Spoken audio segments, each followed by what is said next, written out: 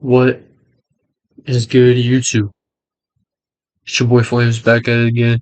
It's another Bible reading video, and today, man, we're about to be reading out of 2 Samuel, chapter 19. Without further ado, let's get right to it.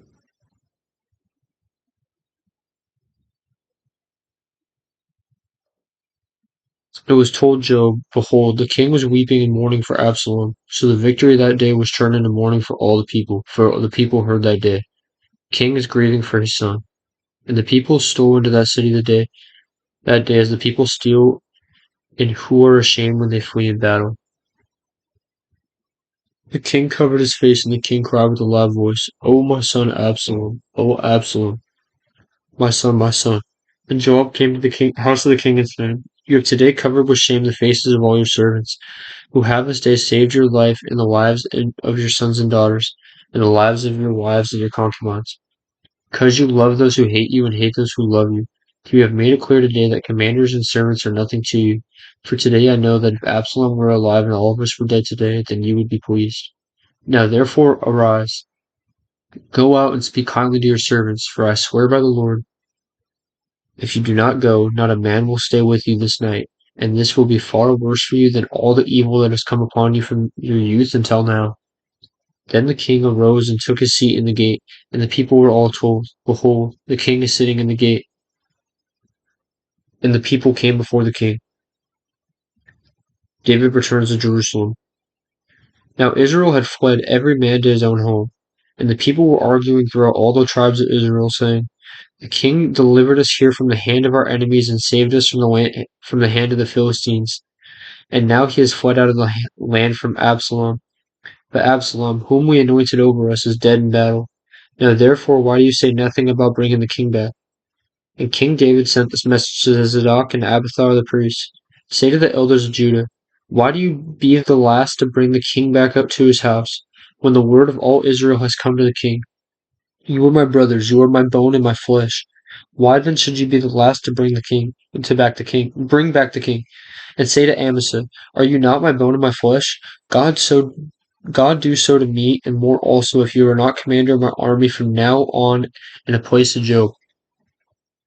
And he swayed the heart of all the men of Judah as one man, so that they sent word to the king, Return, both you and all your servants.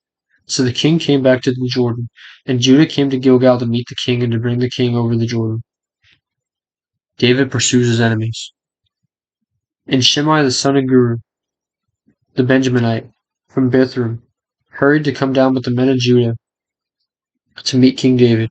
And with him were 1,000 men from Benjamin. And Ziba the servant of the house of Saul, with his 15 sons and his 20 servants, rushed down to the Jordan before the king. And they crossed the ford to bring over the king's household and to do his pleasure. And Shimei the son of Gera fell down before the king, as he was about to cross the Jordan.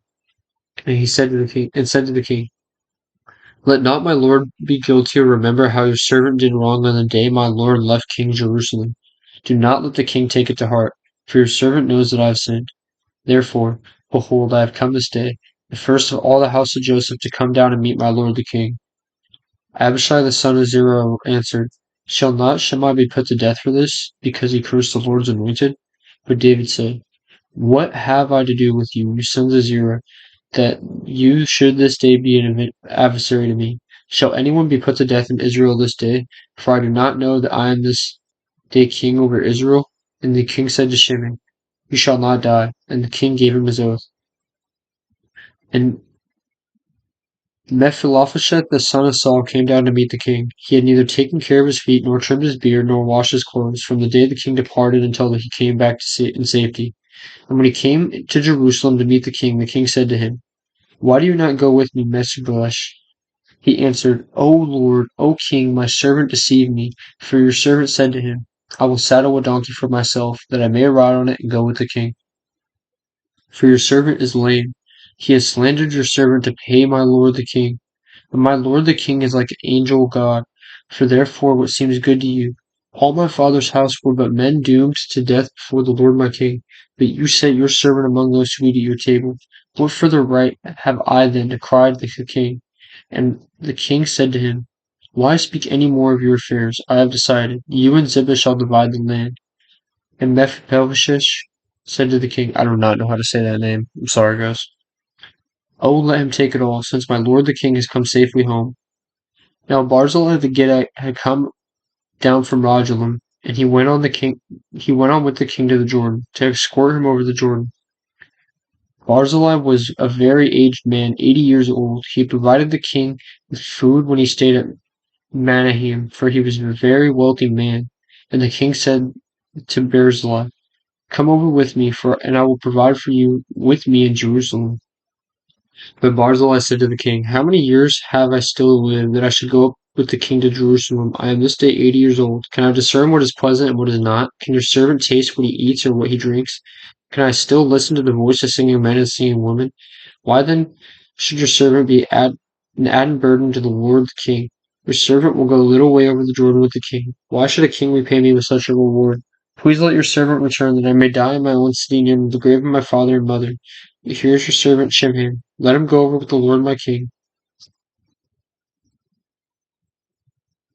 and do for him whatever seems good to you." And the king answered, "Chimham will go over with me, and I will do for him whatever seems good to you, and all that you desire of me I will do for you." Then all the people went over the Jordan, and the king went over, and the king kissed Barzillai and blessed him, and he returned to his own home. The king went on to Gilgal, and Chimham went on with him. All the people of Judah, and also half the people of Israel brought the king on his way. Then all the men of Israel came to the king and said to the king, "Why have our brothers the men of Judah stolen you away and brought the king and his household over the Jordan, and all David's men with him?" All the men of Judah answered, "Because the men of Israel, because the king is our close relative. Why then are you angry over this matter? Have we eaten at all at the king's expense, or has he given us any gift?" And the men of Israel answered the men of Judah, "We have 10 shares in the king, and in David we have more than you. Why then did you despise us? We were not the first to speak of bringing back our king." But the words of the men of Judah were fiercer than the words of the men of Israel.